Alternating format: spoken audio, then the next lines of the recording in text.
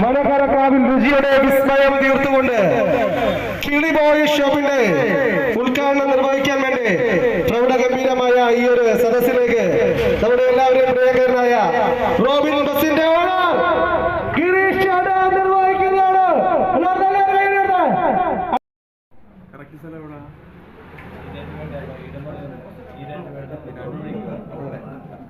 രണ്ടു വാക്ക് സംസാരിക്കണം.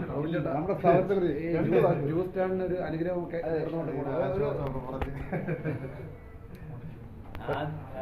കൊല്ലം ജില്ലയിലെ മനക്കരക്കാവിലാണ് സ്ഥിതി ചെയ്യുന്നത്. ഇതുമായി ബന്ധപ്പെട്ട് ഒരു കിളിബോയ് ജ്യൂസ് സ്റ്റാൻഡിനെ പറ്റിയിട്ടുണ്ട്. കിളിബോയ് ജ്യൂസ് സ്റ്റാൻഡിനെ പറ്റി ഞാൻ പറയാന്ന് പറഞ്ഞാൽ എൻ്റെ ജീവിതത്തിൽ ആദ്യമായിട്ടാണ് ഞാൻ ഒരാൾക്ക് ഇങ്ങനൊരു വാക്ക് കൊടുക്കുന്നത്. ഈ മനുഷ്യനെ വിളിച്ച് ചോദിക്കുമ്പോൾ എനിക്ക് വേറൊന്നും പറയാനില്ല. ഇദ്ദേഹം അതുപോലെ എന്നെ വിളിക്കുക. എനിക്ക് ആളിനെ അറിയില്ല, എന്താണെന്ന് അറിയില്ല, ഞാനൊരു പോപ്പുലാരിറ്റിക്ക് വേണ്ടിയില്ല. പക്ഷേ ഇദ്ദേഹം പറഞ്ഞു എൻ്റെ കൈകൊണ്ട് തന്നെ ഉദ്ഘാടനം ചെയ്യണമെന്ന് പറഞ്ഞപ്പോൾ എനിക്കത് ആ മനുഷ്യൻ്റെ ഒരു ആത്മവിശ്വാസമായിരിക്കും.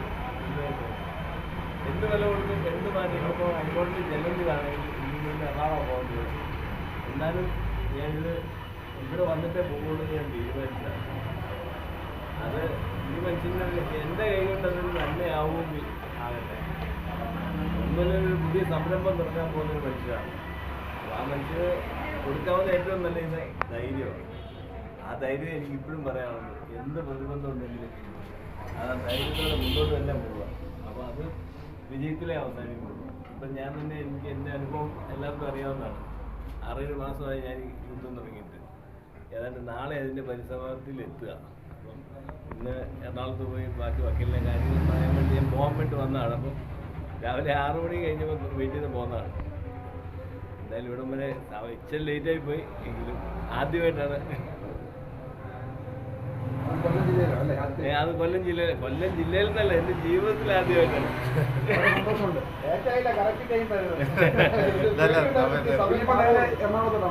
ഇനി നേരെ എറണാകുളം പോവാം. കാരണം എനിക്ക് നല്ല തിരക്കുകളുണ്ടായിരുന്നു. പക്ഷെ ഇദ്ദേഹം പറഞ്ഞത് ഞാൻ ലാസ്റ്റ് മൊമെന്റിൽ മാറുമല്ലോ എന്ന് ഓർത്തു. പക്ഷെ എന്നാലും എന്ത് വന്നാലും എന്ത് മാറ്റി വെച്ചാലും ഞാൻ വരുമെന്ന് ഞാൻ തീരുമാനിച്ചു. പിന്നെ ബസ് കൃത്യമായിട്ട് ഒരു കുഴപ്പമില്ല, ഭംഗിയായിട്ട് ഓടും. ഇന്ന് 10 ദിവസമാണ്.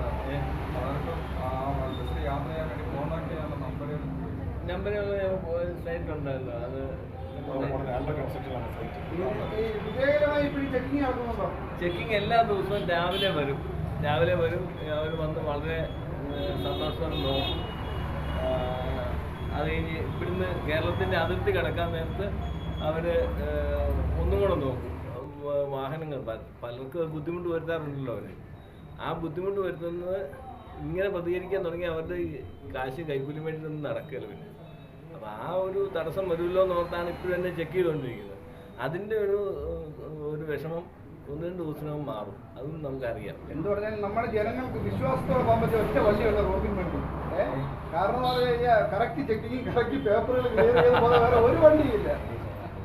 എന്തായാലും ഒരു കാര്യമുണ്ട്, ലേഡീസ് യാത്രക്കാർ ഭയങ്കരമായിട്ട് എൻ്റെ വണ്ടി ഓഫ് ചെയ്യുന്നുണ്ട്. അതിന് നന്ദി പറയേണ്ടതും എനിക്ക് സോഷ്യൽ മീഡിയ ഇതിനെക്കുറിച്ച് എത്തിച്ചതുകൊണ്ടാണ്. എന്നാൽ മോട്ടോർ വാഹന വകുപ്പിൻ്റെ നോട്ടം ഉണ്ടെന്നുള്ള അവർക്കും അറിയാം. ധൈര്യമായിട്ട് യാത്ര ചെയ്യാം, സുരക്ഷിതമായി. ഈ പുതിയ ഗതാഗത മന്ത്രിയൊക്കെ ചാർജ് എടുത്തതിന് ശേഷം എന്തെങ്കിലും ഇളവെല്ലാം ഉണ്ടായിട്ടുണ്ട്. പക്ഷെ അവര് പാവങ്ങൾ അവരെന്ത് ചെയ്യും? അവരുടെ ആ സന്തോഷം കണ്ടപ്പോൾ നമുക്ക് എന്താന്ന് വെച്ചാൽ വെളുപ്പിനെ 4 മണിക്ക് പത്തനംതിട്ട വന്ന് അന്ന് മുതൽ ഇന്നിപ്പം 10-ാം ദിവസമാണ്. ഇന്നും കൃത്യമായിട്ട് 4 മണിക്ക് യൂണിഫോം ഇട്ട് വന്ന് നിൽക്കണമെങ്കിൽ അവരുടെ ഒരു ബുദ്ധിമുട്ട് നമ്മളും മനസ്സിലാക്കണം. കാരണം മുകളിലിരിക്കുന്നവരെ ഓർഡർ ഇട്ടിട്ട് അവർ വീട്ടിൽ കിടന്നിറങ്ങുള്ളൂ. അവർ പറഞ്ഞിട്ട് എന്നാൽ ഞാനും പറയും. റോബിൻ ബസ് മാത്രമേ സർവീസ് നടത്തുന്നുള്ളൂ. നിലവിൽ ഇതുപോലെ 200ഓളം ബസ്സുകൾ നടക്കും. അപ്പോൾ അവർക്ക് ഇത്തരത്തിലുള്ളതായ തടസ്സങ്ങളൊന്നുമില്ല? ഇല്ല, അവർക്ക് ഒരു തടസ്സങ്ങൾ വരുത്തുന്നില്ലല്ലോ. അതെന്തുകൊണ്ടായിരിക്കും? വെച്ചാൽ ഞാൻ ഇതിലേക്കുള്ള വഴി തുറന്നു കൊടുക്കുക, ഞാൻ ഓപ്പൺ ആക്കിയിടുമെന്നാണ് പറഞ്ഞത്. ഇത് ആർക്കും ചെയ്യാവുന്ന ഒരു തൊഴിലാക്കി മാറ്റുമെന്ന് പറഞ്ഞു.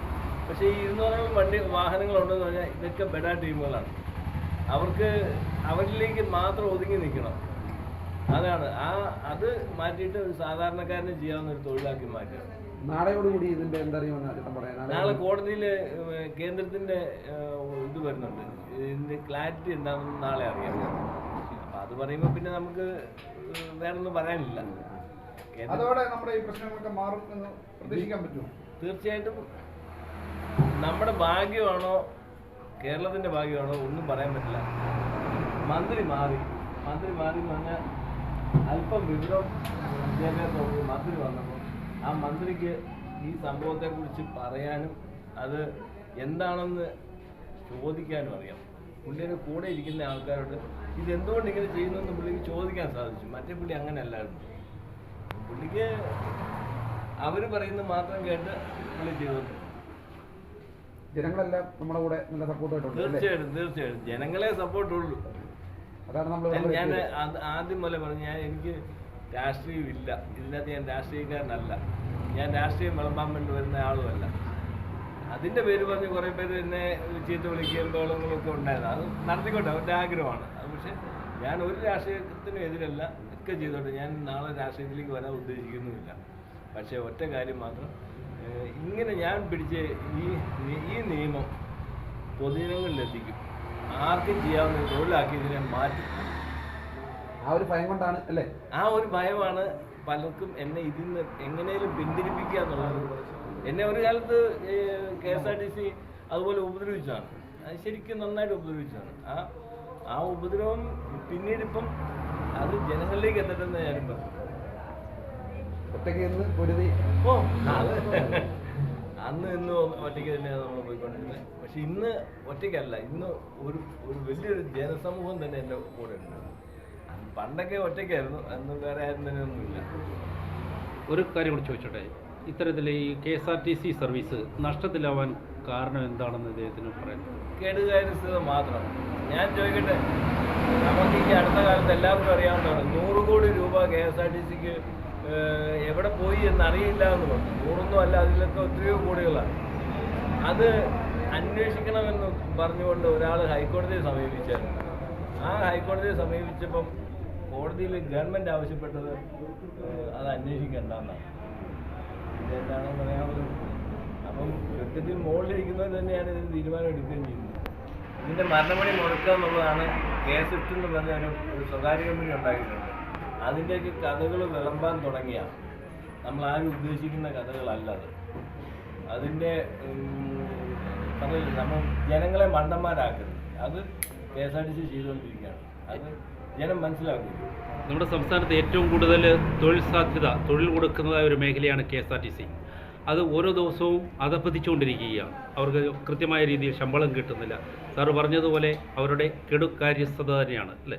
100% ഇത്രയും സംവിധാനങ്ങളുള്ള ഒരു പ്രസ്ഥാനമാണ് KSRTC. ഇപ്പോൾ കേരളത്തിൽ 5 വർക്ക്ഷോപ്പ് സ്വന്തമായിട്ട് ബോഡി ബിൽഡിംഗ് യൂണിറ്റ് ഉണ്ട്.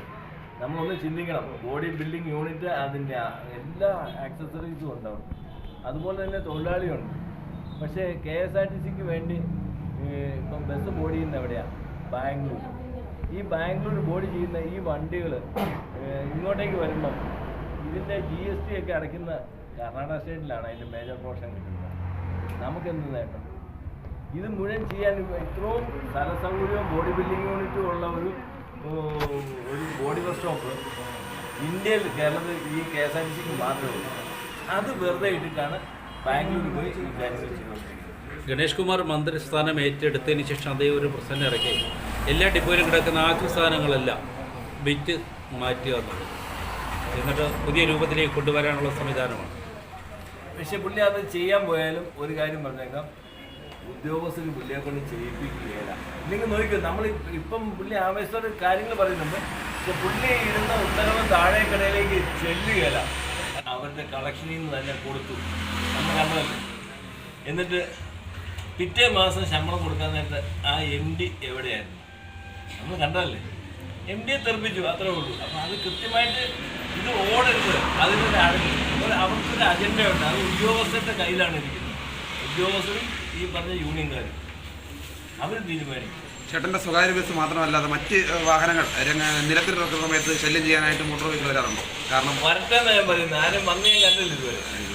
വരട്ടെ ഞാൻ എന്തിനും കാണാൻ തയ്യാറായിട്ട്. അപ്പോൾ ഇന്നലെ ഒരു RTO ഞാൻ കണ്ടപ്പോൾ RTO എന്നോട് പറഞ്ഞത്, നിനക്ക് സർവീസ് മുന്നോട്ട് കൊണ്ടുപോകണ്ടേ, മറ്റ് സർവീസുകൾ വേണ്ടി ഓടണ്ടെന്ന് ചോദിച്ചു.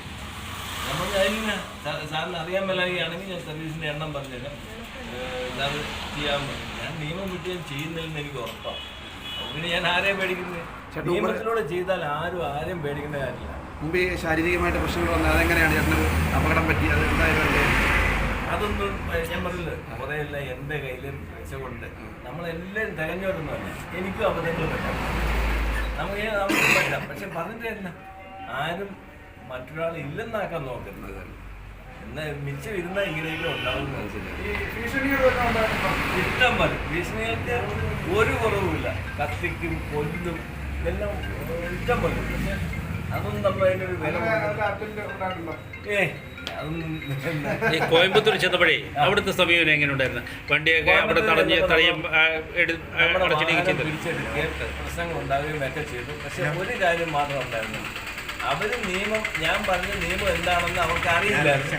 അവരാ നിയമം കേൾക്കാൻ തയ്യാറായി. അരമണിക്കൂർ RTO കളക്ടറും ഒക്കെ ഇങ്ങനെ വേദിയിൽ സംസാരിക്കാൻ എനിക്ക് പറ്റി.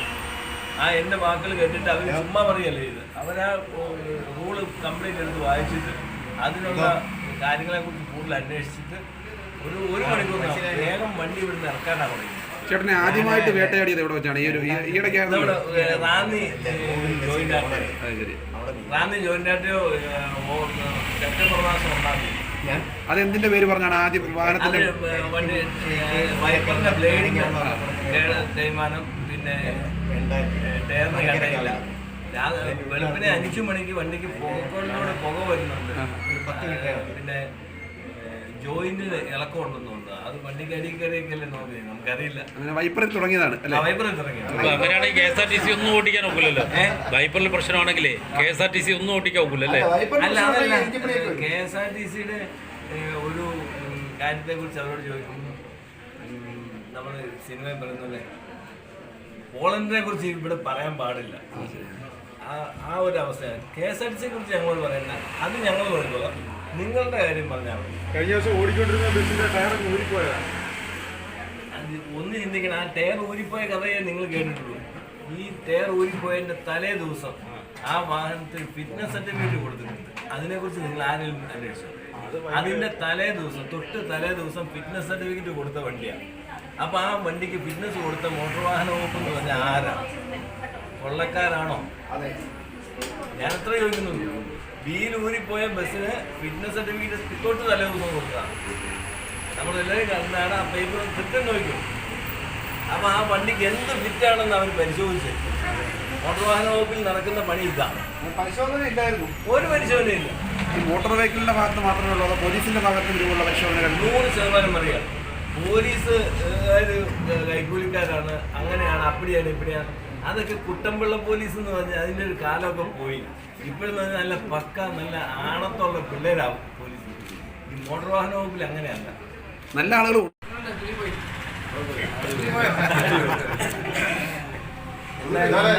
പേര് പറഞ്ഞ